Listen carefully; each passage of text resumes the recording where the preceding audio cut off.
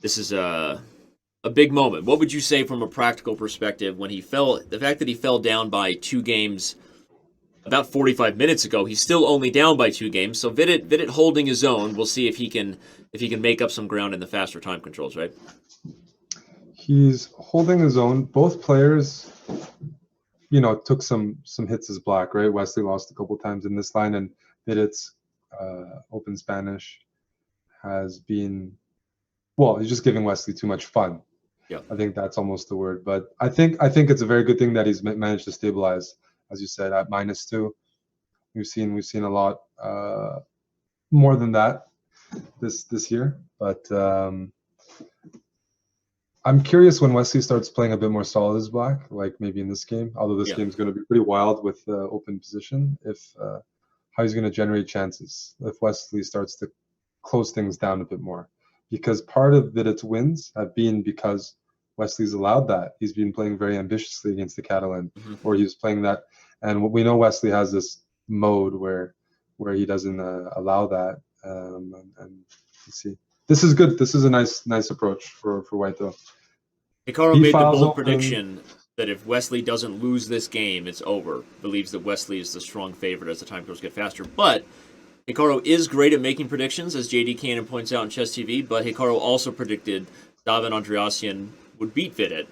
And Vidit ran away with that match for those of you who followed it. It was tied heading into bullet, and Vidit ran away in the bullet. So who knows? I think Hikaru's prediction record is very, very high, so I'm not trying to hold that one against him, but we'll see. We'll see if Vidit can make up some ground in the faster time control. So the American team just showing some camaraderie. BFFs.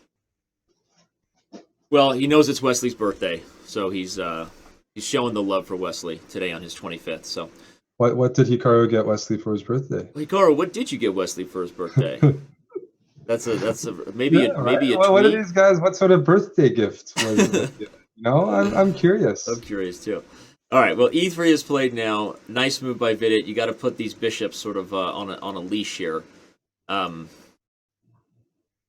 fact, White would love to be able to take B7, but C2 is a big problem here. This is like a Grunfeld position with really, really, really good counterplay for Black. Sort of like that game we had. Especially because you evaluate the only positional weakness really on the board is White's C4 pawn. So if no tactics happen here that change the nature of Black's position, Black just has to be better, right? Mm-hmm. Yep. And he's not even playing B6 because that was never really a problem. Right. I'm actually very curious. If you ask me one thing I was curious about, it's like, how are the dinners? If those guys between, Wesley, Hikaru, Fabiano, just the American team atmosphere, I'm very curious about that. It'll probably remain a secret, but birthday presents, who does leg day together, or CrossFit, like that. I'm just it's a good question as far as what those hangout sessions are like. But we may never know. You and I are not privy. So, all right, no. Black has removed the threat of potentially taking on F6. Wants to have a positional grind against the C4 pawn if he gets his way. One thing that's a little nervousome, if that's a word that I just made up, is the bishop on F5. Right, you got to be careful about shots if that bishop on F5 gets in trouble. As long as it has the E6 square, I guess Black is fine. Can I play E5 here and bishop D3 and win a pawn, or is that a little too greedy? E5, bishop C3, bishop D3, and either I take on C4 or I maybe take on C4. Might be a little greedy. Hikaru answered. He said that they didn't really have team dinners like that. Everyone kind of doing their own thing. So. Okay. Well, he's welcome to dine with the Canadians. We're always friendly. Hikaru feels like an honorary member of Team Canada, right? Yeah, he's welcome. He's should be partaking in our endgame sessions. Yep. all the Canadians trying to improve their endgames together and the group effort. All right. Vidit finds one of the best ways is to just join the hairstyling course offered by Amon. That's Is there a hairstyling Discord that Amon runs, by the way?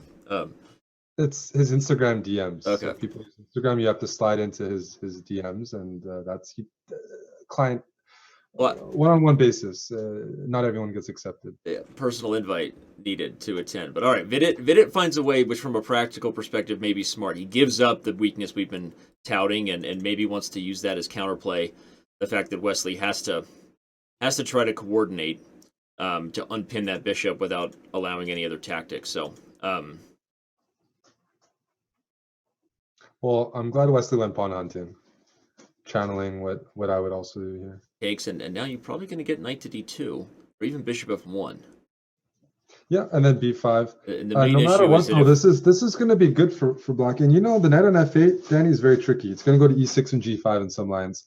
Yeah. Especially if you imagine that the light squares are vulnerable. If white does play bishop f1 and wins the pawn back for the cost of that light square bishop, f3 and h3 are going to be really, really weak. Yeah. I was going to say, the issue with taking with the queen is indeed what we now see. The e5 pawn would fall, but maybe that was the best option. These guys want the endgames. Knight e6, or do you take on b3?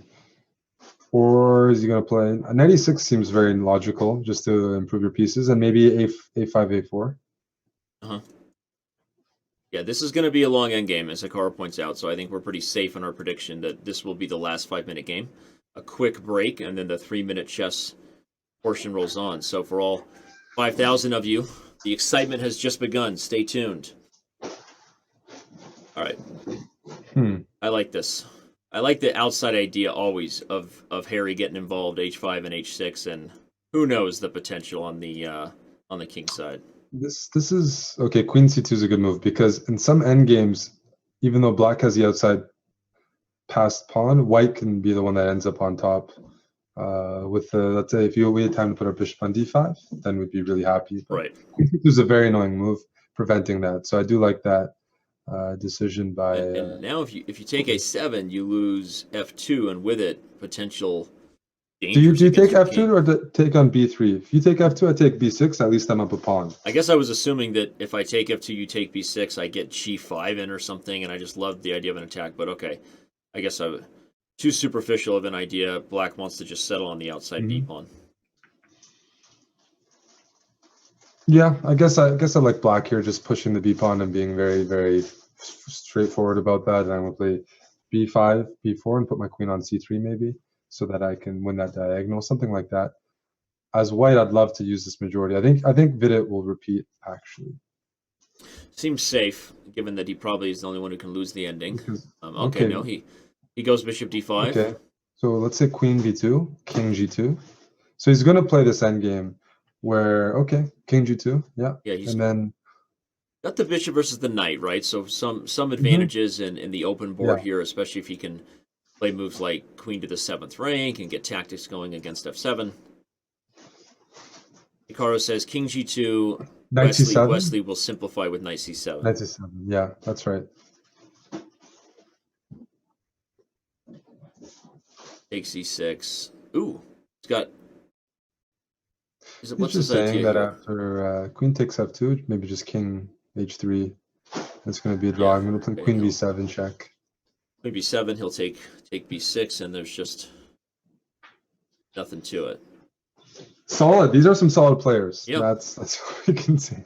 I could be wrong. I'm wondering what the official clock suggests. I know that our games keeper will let us know that. For those of you wondering, of course, we do have an exact time kept by one of our judges behind the scenes. The timer here is usually within a couple seconds of that, but there are those rare cases where the judge's ruling is that the next game counts. So,